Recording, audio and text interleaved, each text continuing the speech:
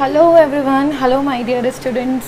Today I am going to discuss about the electrochemistry and especially जो हम discuss करेंगे that is in text question 3.1, 3.2 and 3.3. Okay so अब आप सोचोगे कि मैम ये डायरेक्ट इलेक्ट्रोकेमिस्ट्री के ऊपर क्यों चली गई है। इलेक्ट्रोकेमिस्ट्री हमारा सेकंड चैप्टर है जो कि क्लास 12th से है, राइट। इलेक्ट्रोकेमिस्ट्री के न्यूमेरिकल्स सॉल्व करने से पहले थोड़े से इलेक्ट्रोकेमिस्ट्री के बारे में जानते हैं, ठीक है। इलेक्ट्रोकेमिस्ट्री दो चीज़ों का कॉम्बिनेशन है, दैट इज़ केमिकल रिएक्शन और दूसरा होता है electricity. Okay, electricity and chemical combination से हमें मिलता है इलेक्ट्रोकेमिस्ट्री। कैसे? केमिकल रिएक्शन जब प्रोसीड होगा तो इलेक्ट्रिसिटी प्रोड्यूस होगी, इलेक्ट्रिसिटी के थ्रू केमिकल रिएक्शन होगा। सो इन्हीं दोनों का कॉम्बिनेशन कहला रहा है इलेक्ट्रोकेमिस्ट्री, ठीक है ना। अब यहाँ पे केमिकल रिएक्शन की जब बात आई है तो आपको ये समझना होगा कि which type of chemical reactions are involve in electrochemistry. So it is redox reaction, redox reaction. So what is the meaning of redox reaction? It includes oxidation and reduction, ठीक है। ऑक्सीडेशन जो होता है it is loss of electron and reduction जो है it is gain of electron. So देखो, जब electron loose हुआ कहीं से और वो कहीं चल कर किसी को मिल गया, दैट मीन्स यहाँ पर कंडक्शन ऑफ इलेक्ट्रॉन हुआ है। That conduction of electron is known as electricity. समझ में आया? सो जब भी केमिकल रिएक्शन होगा और इलेक्ट्रॉन मूव करेंगे, सो इलेक्ट्रॉन्स के मूव करने के साथ आपको क्या मिलेगा? आपको मिलेगी electricity. And this reaction is spontaneous reaction. Spontaneous reaction वो रिएक्शन होते हैं जो खुद से चलते हैं, ठीक है। इनका बहुत ही कॉमन एग्जांपल आप अपने मोबाइल की बैटरी ले सकते हो, लैपटॉप बैटरीज़ ले सकते हो या इन्वर्टर्स ले सकते हो। इनमें क्या होता है, इन सभी में रेडॉक्स रिएक्शन हो रहा होता है। जब तक ये केमिकल रिएक्शन चलता रहता है तब तक इलेक्ट्रिसिटी प्रोड्यूस होती है, लेकिन इलेक्ट्रिसिटी मीन्स चार्ज, ठीक है ना।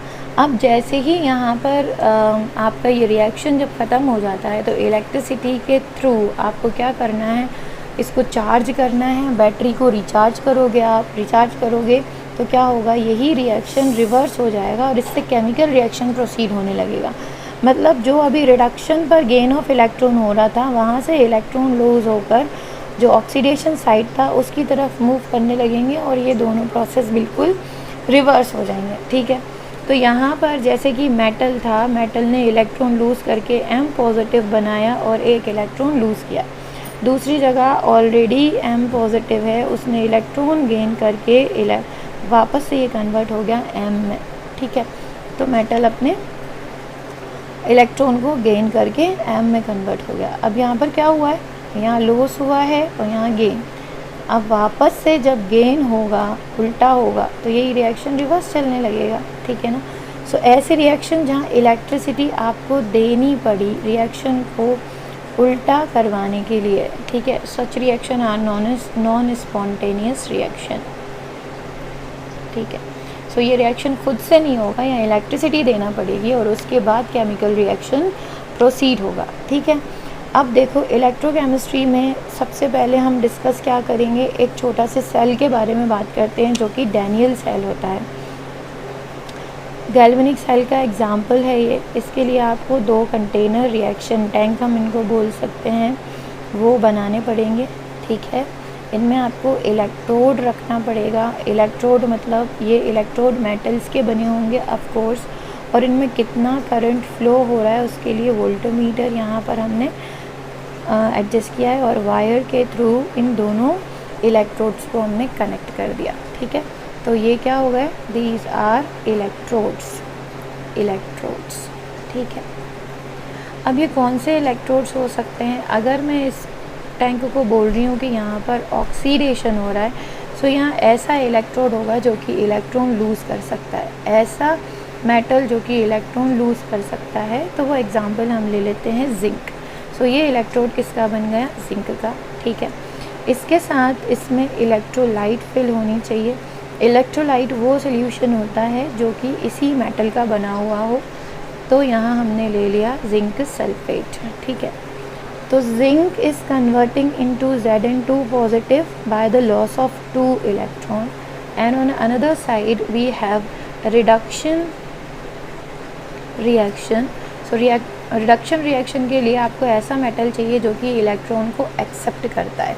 सो इलेक्ट्रॉन को कौन एक्सेप्ट कर सकता है? एक एग्जांपल है कॉपर का. सो कॉपर इलेक्ट्रॉन एक्सेप्ट करेगा और 2 पॉजिटिव के फॉर्म में है, and it will gain 2 electron and will convert into Cu. Okay, let me adjust the camera. शायद आपको ये विजिबल ना हो रहा हो, अभी आपको सही से दिखाई दे रहा है, ठीक है ना. सो यहाँ पर भी जो मैंने इलेक्ट्रोलाइट लिया है, इसका जो इलेक्ट्रोलाइट है that is CuSO4. So condition क्या हो रही है कि ये जो जिंक इलेक्ट्रोड है, ये जिंक इलेक्ट्रोड Zn2 पॉजिटिव में कन्वर्ट कर रहा है और 2 इलेक्ट्रॉन यहाँ से मूव कर रहे हैं, ठीक है ना. और कैथोड में क्या हो रहा है कि इसका जो इलेक्ट्रोलाइट है ये कन्वर्ट हो रहा है Cu2 positive and SO4 2 negative में. तो इसका जो Cu2 पॉजिटिव है, ये जो इलेक्ट्रॉन यहाँ से आए हैं इनको एक्सेप्ट करके डिपॉजिट होता जाएगा इस इलेक्ट्रोड के ऊपर, ठीक है. सो जिंक की जो इलेक्ट्रोड है वो थिन होती जाएगी धीरे धीरे, और कॉपर की जो इलेक्ट्रोड है वो हो जाएगी थिक, ठीक है. अब इसी रिएक्शन में क्या होगा कि जब धीरे धीरे जिंक जो है वो बिल्कुल ख़त्म की तरफ होने लगेगा, तो हमें ये पता चलेगा कि बैटरी जो है वो हमें इंडिकेट कर देती है बैटरी लो. उसका मतलब क्या है कि यहाँ से जो इलेक्ट्रोड जो एक हमारा था वो धीरे धीरे ख़त्म हो रहा है और दूसरी तरफ दूसरे इलेक्ट्रोड के ऊपर उसके आयंस डिपॉजिट होते चले जा रहे हैं. अब जब आप इसको इलेक्ट्रिसिटी देना शुरू करोगे, सो ये क्या होगा, यही रिएक्शन रिवर्स हो जाएगा. जहाँ रिडक्शन हो रहा था वहाँ ऑक्सीडेशन आपने फोर्सफुली करवाना शुरू कर दिया. That is copper will convert into Cu2 positive and loses 2 electron. और जब ये रिवर्स में चलेगा, तो मैं इसको दूसरे पेन से आपको बताती हूँ. ये रिवर्स चल रहा है, ठीक है, रिवर्स चल रहा है. तो ये इलेक्ट्रॉन वापस से जिंक की तरफ जाने लगे हैं, और जिंक क्या करेगा, यहाँ से जिंक जो है वो फिर से डिपॉजिट हो जाएगा अपने इलेक्ट्रोड के ऊपर, ठीक है, क्योंकि इसको इलेक्ट्रॉन मिलेंगे. सो Zn2 positive gains 2 electron and will convert into zinc. ठीक, इतना समझ में आ गया है ना. अब इस रिएक्शन में जो ये हाफ जो मेरा रिएक्शन है, आधा रिएक्शन, देखो मेरा पेन कहाँ गया दूसरा, ये जो आधा रिएक्शन है इसको हम बोलते हैं हाफ सेल. ठीक, क्या बोल रहे हैं, हाफ सेल. आधा कहीं रिएक्शन आपको दिया होगा, सो वो हाफ सेल रिएक्शन कहलाता है. तो अगर कभी आपको क्वेश्चन में हाफ सेल दिया हुआ है तो आपको उसको कंप्लीट सेल में कन्वर्ट करना पड़ेगा. अब कंप्लीट सेल में कन्वर्ट करने के लिए आपको ज़रूरी नहीं है कि यहाँ पर कॉपर के साथ आप इसको कन्वर्ट करोगे. कॉपर के साथ तो बिल्कुल भी कन्वर्ट नहीं करोगे. You have to use SHE. What is SHE? Standard hydrogen electrode. मैं यहाँ लिख देती हूँ, standard hydrogen electrode. Okay, standard hydrogen electrode. तो इसको हम यूज़ करते हैं हाफ सेल को कंप्लीट करने के लिए, ठीक है ना. अब यहाँ पर देखो आपको क्वेश्चन क्या दिया हुआ है. अब हम क्वेश्चन सॉल्व करते हैं. क्वेश्चन आपको दिया है, how would you determine the standard electrode potential of the system Mg2 positive and Mg. तो यहाँ समझ में आ रहा होगा तुम्हें कि यहाँ हाफ सेल दिया हुआ है. इस सेल को आपको क्या करना है, पहले तो आप इस सेल को कंप्लीट करोगे और उसके बाद फिर आप बताओगे कि किस तरह से हम इसको डिटर्मिन कर सकते हैं. ठीक, ओके. सो मैं सॉल्व करती हूँ आपका फर्स्ट क्वेश्चन 3.1.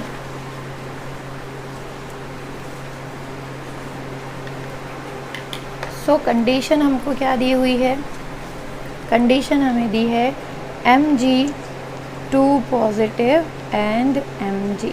ठीक है, फाइंड आउट क्या करना है, standard electrode potential. Standard electrode potential कैसे फाइंड आउट करोगे, यहाँ से ये जो वोल्टामीटर की जो रीडिंग होती है इससे हमें पता चलता है कि कितना इलेक्ट्रिसिटी कितनी यहाँ से फ्लो हो रही है. ठीक है, तो इसी को हम standard electrode potential E0 cell से डिफाइन कर देंगे, या हम इसको बोलेंगे EMF, इलेक्ट्रोमोटिव फोर्स. ठीक, अब देखो स्टैंडर्ड इलेक्ट्रोड हाइड्रोजन इलेक्ट्रोड को आप कैसे कनेक्ट करोगे अपने रिएक्शन को कंप्लीट करने के लिए। सबसे पहले तो ये ध्यान रखना है कि सेल को लिखा कैसे जाएगा। सेल को जब भी हम लिखेंगे तो यहाँ पर जो Mg2 पॉजिटिव है आयंस, इस आयंस को बाहर नहीं लिखा जाता, इसको हमेशा अंदर की तरफ लिखा जाता है। तो मैं यहाँ से पहले आपको बता दूँ कि ये जो मैंने सेल पूरा बनाया था, इस सेल को अगर मुझे लिखना होगा, रिप्रेजेंट करना होगा, तो मैं किस तरह से रिप्रेजेंट करूँगी। I will write Zn then slash Zn2 positive, क्योंकि जिंक जो है वो Zn2 पॉजिटिव में कन्वर्ट हो रहा है। देन उसके बाद मैं यहाँ पे सॉल्ट ब्रिज के लिए डबल लाइन बनाऊँगी। यहाँ सॉल्ट ब्रिज यूज़ हो जाता है आयंस को मेंटेन करने के लिए, ठीक है, ऐसे। तो सॉल्ट ब्रिज यहाँ लग जाता है। तो सॉल्ट ब्रिज के लिए हम क्या बनाते हैं, यहाँ पर डबल लाइन से हम इंडिकेट करते हैं सॉल्ट ब्रिज। और दूसरी साइड क्या हो रहा है, Cu2 positive accepting electron and converting into Cu। So this is the representation of a cell, ध्यान रहे, ठीक है। तो सेल का रिप्रेजेंटेशन क्या हुआ, Zn जो है वो कन्वर्ट हो रहा है Zn2 पॉजिटिव में और Cu2 पॉजिटिव कन्वर्ट हो रहा है Cu में। बीच में हमने यहाँ पर सॉल्ट ब्रिज यूज़ किया है। अब आपका ये जो है Mg2 positive is converting into Mg। सो मैं क्या करूँगी, यहाँ पर पहले मुझे बनाना है सेल, ठीक है। ये मैंने 2 सेल बना दिए। अब मुझे यहाँ क्या बताना पड़ेगा, मुझे यहाँ पर बताना है कि यहाँ एक इलेक्ट्रोड है और यहाँ पर भी एक इलेक्ट्रोड है, ठीक। ये कंडीशन किसकी है, कैथोड की, and this condition is of anode, okay. So anode पर मैं यूज़ कर रही हूँ Mg और कैथोड पर मैं यूज़ कर रही हूँ SHE। अब शी क्या है, स्टैंडर्ड हाइड्रोजन इलेक्ट्रोड, जिसको बनाने का तरीका कुछ इस तरह से होता है। इसमें जो रॉड लगी हुई है ये प्लैटिनम रॉड होती है और इसमें हाइड्रोजन जो है उनको फिल किया जाता है H पॉजिटिव आयंस को। अब हम क्या करेंगे, दोनों ही इलेक्ट्रोड को आपस में कनेक्ट कर देंगे और बीच में लगा देंगे voltmeter through a wire, okay. अब यहाँ पर क्या हुआ, प्लैटिनम यूज़ हुआ है। तो अब आप इसका जो सेल रिप्रेजेंटेशन लिखोगे, वो सेल रिप्रेजेंटेशन क्या हो रहा है, क्योंकि एनोड की तरफ है। अच्छा, एक और चीज़, यहाँ आपको फिल करना पड़ेगा इसका इलेक्ट्रोलाइट। अब इलेक्ट्रोलाइट किसका फिल करना पड़ेगा, जो इसके खुद के आयंस देता हो। तो मैं यहाँ एग्जांपल ले रही हूँ MgSO4 का। सो MgSO4 जो है वो मैग्नीशियम आयन रिलीज़ करेगा। दूसरी तरफ मुझे ऐसा इलेक्ट्रोलाइट लेना है जो हाइड्रोजन आयन रिलीज़ करे, तो मैं कोई एसिड ले सकती हूँ। तो मैं यहाँ ले रही हूँ HCl, ठीक है। सो एनोड पर क्या होगा, Mg is converting into Mg2 positive by losing 2 electrons, right. ये 2 इलेक्ट्रॉन्स हैं, ये कौन एक्सेप्ट करेगा, यहाँ पर हाइड्रोजन, क्योंकि हाइड्रोजन H पॉजिटिव रिलीज़ हुआ है। H positive will accept electron and will convert into half H2 हम यहाँ लिखेंगे, क्योंकि हाइड्रोजन कभी भी H के फॉर्म में नहीं लिखा जाता। सो एक हाइड्रोजन बनेगा, so this is half H2, okay. अब यहाँ कंडीशन क्या मिल गई, एनोड एंड कैथोड की कंडीशन मिल गई है। अब मैं इसके बेसिस पर इसका अगर सेल रिप्रेजेंट करती हूँ तो सेल क्या बनेगा, सेल बनेगा Mg2 positive, then H positive, उसके बाद H2 और यहाँ पर मैं कॉमा लगाऊंगी PT क्योंकि प्लैटिनम के लिए यूज़ किया है, ठीक है।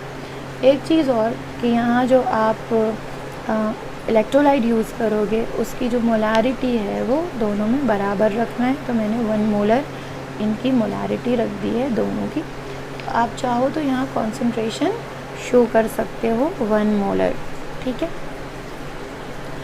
अब हमें यहाँ पर क्या करना है, अब हमको फाइंड आउट करना है EMF या फिर स्टैंडर्ड इलेक्ट्रोड पोटेंशियल। ठीक, स्टैंडर्ड इलेक्ट्रोड पोटेंशियल क्योंकि हमें हाफ सेल का मालूम करना है। अच्छा, ये ध्यान रखो कि शी का जो पोटेंशियल होता है it is always zero.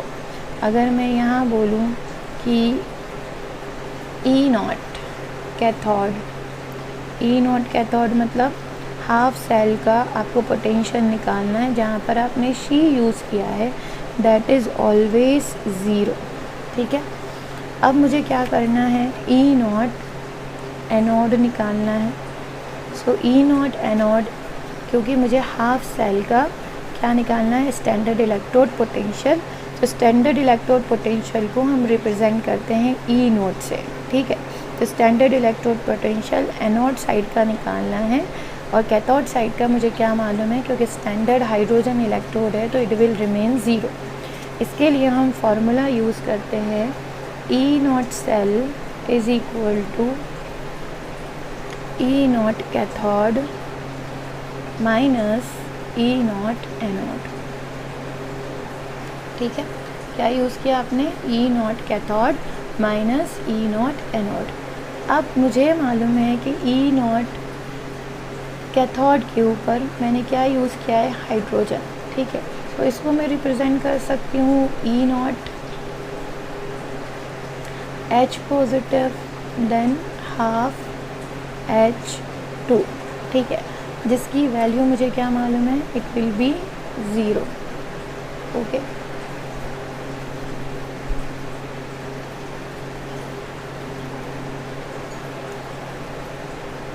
Cathode. उसके बाद एनोड के लिए मैंने क्या यूज़ किया है, एनोड के लिए मैंने मैग्नीशियम यूज़ किया है। सो मैग्नीशियम में क्या हो जाएगा, मैग्नीशियम के लिए मैं लिखूँगी E naught Mg upon Mg2 positive. ठीक है, अब इन दोनों को मैं यहाँ इस इक्वेशन में सब्स्टिट्यूट कर देती हूँ। E naught cell is equal to E naught H positive upon half H2 minus E naught Mg upon Mg2 positive. ठीक है, ये क्या बन रहा है, this is zero minus E naught Mg upon Mg2 positive. अब ये किसके बराबर हुआ, this is equal to E naught cell. ठीक है, so E naught cell is equal to minus E naught Mg upon Mg2 positive. Okay, तो यहाँ मैंने आपको बताया कि ई नॉट सेल जो है वो यहाँ से मिलेगा वोल्टामीटर से। सो जितना भी वोल्टामीटर पे रीडिंग आएगी, ठीक है, यहाँ क्वेश्चन तुमको क्या पूछा है, हाउ वुड यू डिटर्मिन। आपको ये नहीं पूछा कि कितनी रीडिंग आई है, सिर्फ इतना पूछा है कि किस तरह से डिटर्मिन करोगे। तो हम इस तरह डिटर्मिन करेंगे कि जो भी आपको हाफ सेल दिया होगा उसको हम कनेक्ट कर देंगे स्टैंडर्ड हाइड्रोजन इलेक्ट्रोड से, और स्टैंडर्ड हाइड्रोजन इलेक्ट्रोड की जो वैल्यू होगी, चाहे वो ई कैथोड पर हो या ई एनोड पर हो, कहीं भी SHE रखा हुआ है, उसकी value is always zero. Right, उसके बाद आप फार्मूला यूज़ करोगे, तो फार्मूला आपको ये याद कर लेना है, formula E naught cell find out करने का, E naught cell is equal to E cathode minus E anode. देखो, जब स्टैंडर्ड बोलते हैं तो इसके ऊपर नॉट लग जाता है, जब स्टैंडर्ड नहीं होता ये सिंपल ई सेल लिखा जाएगा। ठीक है, तो स्टैंडर्ड मतलब स्टैंडर्ड कंडीशंस होती हैं। स्टैंडर्ड कंडीशन मतलब 1 एटमॉस्फेरिक प्रेशर होगा, 298 केल्विन होगा। ये कंडीशन अगर लग रही हैं 1 एटमॉस्फेरिक प्रेशर 298 केल्विन, तो ये स्टैंडर्ड कंडीशन है, इस पर हम ई नॉट सेल लिखेंगे। ठीक है, अगर ऐसी कंडीशन नहीं है और सिंपल आप किसी भी रूम टेम्परेचर के ऊपर इसको ले रहे हो, किसी भी प्रेशर पे ले रहे हो, तो हम इसको लिखेंगे ई सेल। ठीक है, और E cell will be equal to E cathode minus E anode. इस तरह से आप इसको सॉल्व कर लोगे। ठीक है, अब आप इस पूरे न्यूमेरिकल को चाहो तो नोट कर लो, ये आपके पास है। इसके बाद हम क्या करते हैं, इसके बाद हम सॉल्व करेंगे हमारा नेक्स्ट क्वेश्चन। ठीक है, ओके, तो अब हम देखेंगे हमारा नेक्स्ट क्वेश्चन क्या है। देखो, can you store copper sulphate solution in a zinc pot. अब देखो, मुझे मालूम है कि जो भी चीज़ें ज़्यादा रिएक्टिव होती हैं उनके साथ किसी ऐसी चीज़ को नहीं रखते हैं जो कि उसके साथ रिएक्शन कर जाए। सो मैंने आपको एक सीरीज़ 10th क्लास में भी पढ़ाई हुई है, यहाँ भी मैंने आपको बताया था। अब मैं फिर से आपको एक बार वीडियोस जो हैं मेरे 10th क्लास के मेटल से रिलेटेड, उसमें मैंने आपको एक सीरीज़ बताई है। वो सीरीज़ क्या है वो मैं फिर से लिख देती हूँ। काशीनाथ का माली आलू ज़रा फीके फीके पकाता है, देन उसके बाद आता है कौन है आगे आओ। ठीक है, ये क्या कहला रही है, this is reactivity series. Reactivity series में आपको क्या करना है, potassium, sodium, calcium, magnesium, aluminium, zinc, इनकी जो सीरीज़ है ना, इसको ऐसे ही याद करना है। काशीनाथ का माली आलू ज़रा फीके पकाता है, कौन है आगे आओ। इसमें क्या है, पोटेशियम सबसे ज़्यादा रिएक्टिव है, then comes sodium, then calcium, magnesium, aluminium, zinc, iron, lead, then hydrogen, copper, then mercury, silver and gold. तो इनकी रिएक्टिविटी सीरीज़ ऐसी ही चलेगी और इनका जो रिएक्शन है वो नीचे की तरफ जैसे जाते जाओगे रिएक्टिविटी सीरीज़ में, टॉप टू बॉटम ये डिक्रीज़ होता जाएगा रिएक्शन। सो यहाँ मुझे जिंक दिख रहा है, zinc is more reactive than copper. ये आपको समझ में आ रहा है, रिएक्टिविटी सीरीज़ के according zinc is more reactive than copper. अब यहाँ कंडीशन दिया हुआ है कि एक पॉट है जो कि जिंक का बना हुआ है और इसमें आपको क्या डाल देना है, इसमें आपको डाल देना है कॉपर सल्फेट CuSO4। अब 10th क्लास को थोड़ा सा रिवाइंड करो कि हमने डिस्प्लेसमेंट रिएक्शन पढ़े थे। डिस्प्लेसमेंट में जो भी मेटल ज़्यादा रिएक्टिव होता है वो डिस्प्लेस कर देता है दूसरे के जो सॉल्ट सॉल्यूशन है उसके मेटल को। सो रिएक्शन यहाँ क्या बनेगा, Zn + CuSO4 as because zinc is more reactive than copper. समझ में आ रहा है, zinc is more reactive than copper, so zinc can displace copper easily. So यहाँ जो रिएक्शन हो जाएगा that will be displacement reaction. ठीक, और रिएक्शन यहाँ क्या बन जाएगा, it will form ZnSO4 + Cu। यानी जो सॉल्ट आपने कॉपर सल्फेट का रखा था वो कॉपर सल्फेट का सॉल्ट ना रहकर ये सॉल्ट अब बन जाएगा जिंक सल्फेट का। ठीक है, तो ऐसा रिस्क हम क्यों लें, है ना, कि जब हमारे पास जिंक का कोई कंटेनर है उसमें हमने कॉपर सल्फेट डाल दिया तो हमें वापस कॉपर सल्फेट तो मिलेगा ही नहीं, क्योंकि हमारा जिंक जो है वो कॉपर को डिस्प्लेस कर चुका होगा। ठीक है, सो यही रीज़न है जिसकी वजह से हम क्या करते हैं, किसी भी ऐसे मेटल को जो कि डिस्प्लेस हो सकता है, जो कि रिएक्टिविटी सीरीज़ में लोअर कंडीशन में आ। अब यहाँ पे तो देखो कॉपर सल्फेट दे दिया, आपको जिंक का कंटेनर देकर इनमें से कुछ भी दे सकते हैं। लेड सल्फेट दे सकते हैं, यहाँ आयरन सल्फेट दे सकते हैं जिसको फेरस सल्फेट बोला जाता है। कॉपर सल्फेट तो हो ही गया, सिल्वर के साथ दे सकते हैं, सिल्वर क्लोराइड। अब इनमें से कोई सा भी सॉल्ट अगर जिंक के बर्तन में रखोगे तो वो क्या हो जाएगा, जिंक उसे डिस्प्लेस कर देगा। तो कोई भी सॉल्ट, इनका कोई भी सॉल्ट हम जिंक के साथ यूज़ नहीं करेंगे क्योंकि यहाँ पे डिस्प्लेसमेंट रिएक्शन हो जाएगा। अगर आपको डिस्प्लेसमेंट ही करवाना है सो वेल एंड गुड, लेकिन आप इसको अगर डिस्प्लेसमेंट नहीं चाहते हो तो आप इसके अंदर जिंक के पॉट में आप कॉपर सल्फेट को नहीं रख सकते। ठीक है, सो ये हमारा क्वेश्चन 3.2 हुआ। नेक्स्ट हमारा क्वेश्चन क्या है, consult the table of standard electrode potential and suggest 3 substances that can be oxidized, that can oxidizes ferrous iron under suitable condition। Oxidation के लिए कंडीशन समझो। यहाँ पे क्वेश्चन 3.3 को हम अब सॉल्व कर रहे हैं। इसमें आपको बोला है कंसल्ट द टेबल। अब क्या टेबल कौन सा देखना पड़ेगा, ये मैं आपको दिखा देती हूँ बुक में। ये टेबल हमारे पास है, ठीक है, ये बुक में दिया हुआ है। यहाँ पर ये कंडीशन के बारे में बोला गया है, लेकिन कंडीशन हमें दी हुई है उल्टी, यानी Fe2 positive is converting into Fe3 positive. So condition क्या दिया है कि Fe2 positive when it's convert into Fe3 positive and loses 1 electron. ठीक है, इस कंडीशन में इसका पोटेंशियल देखो कितना दिया हुआ है, इसका पोटेंशियल दिया है 0.77। जब कंडीशन रिवर्स है, रिवर्स मतलब Fe3 positive gains 1 electron and convert into Fe2 positive. So ये कंडीशन तो क्या हो रही है, रिवर्स, ठीक है। रिवर्स कंडीशन में आपको वैल्यू दी है 0.77, लेकिन हमारी जो कंडीशन है उसमें Fe2 positive is converting into Fe3 positive losing electron, so हम उस वैल्यू को माइनस में लिखेंगे 0.77, ठीक है। जब रिएक्शन उल्टा होता है वहाँ हमें बुक में क्या दिया है, मैं फिर से बता देती हूँ। बुक में दिया हुआ है Fe3 positive and gains 1 electron and converting into Fe2 positive, और इसकी वैल्यू दी है 0.77 जो कि पॉजिटिव में होगी, ठीक है। पर हमें कंडीशन उल्टी दी है, और उल्टी कंडीशन में क्या दिया है, Fe2 positive is converting into Fe3 positive and losing 1 electron, so इसकी वैल्यू हम क्या लिखेंगे, माइनस में, क्योंकि ये रिवर्स में चला गया, ठीक है। अब हमसे पूछा है कि ऐसे ही 3 मेटल्स हमें सजेस्ट करो। देखो कंडीशन यहाँ दिया हुआ है, suggest 3 substances that can oxidised ferrous ion.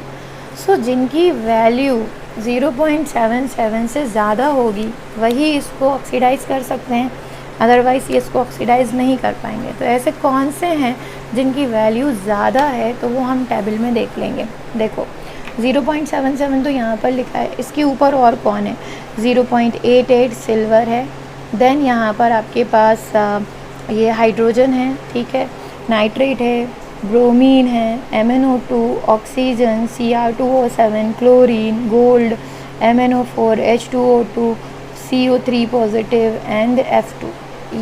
अभी देखो ये सब दिख रहे हैं, ये सारे के सारे इस कंडीशन के ऊपर हैं, ठीक है ना। ये जो कंडीशन आपको दिखाई दे रही है Fe3 पॉजिटिव प्लस इलेक्ट्रॉन, इस कंडीशन के ऊपर देखो जितने भी ऊपर हैं इनकी वैल्यू, सबकी वैल्यू ज़्यादा है। इसको और जूम करके मैं आपको दिखाती हूँ, सबकी वैल्यू देखो ज़्यादा हो रही है, ठीक है। ये देखो वैल्यूज़ है ना, हमने कहाँ लिया था वैल्यू 0.77, और इसके ऊपर जितने भी हैं इन सब की वैल्यू ज़्यादा हैं, तो ये सारे के सारे आयरन को ऑक्सीडाइज्ड कर सकते हैं। सो यही क्वेश्चन हमको पूछा है कि consult the table of standard electrode potential and suggest 3 substances that can oxidised ferrous ion. So वो कौन कौन से सब्सटेंस हो सकते हैं, वो सब्सटेंस हो सकते हैं क्लोरीन ना, जो इसके ऊपर है, फ्लोरीन हो सकता है, कोबाल्ट हो सकता है, MnO4 हो सकता है, Au हो सकता है। तो आप मनपसंद अपने 3 सब्सटेंस यहाँ पे लिख दो।